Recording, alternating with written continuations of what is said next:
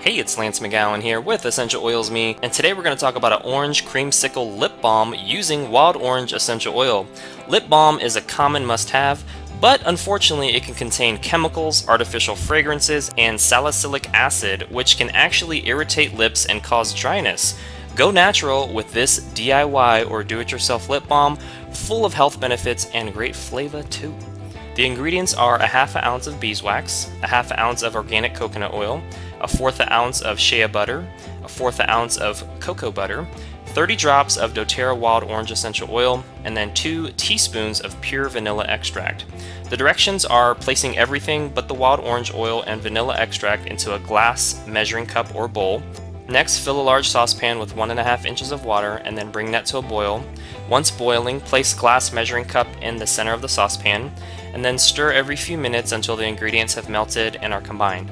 Once all the wax is melted, remove from the heat and let sit there for about 3 minutes. Then you can add the pure vanilla extract and wild orange oil. And then lastly, pour the mixture into lip balm containers and let cool. Typically overnight would be best, maybe in a refrigerator, and then you can take those out after that.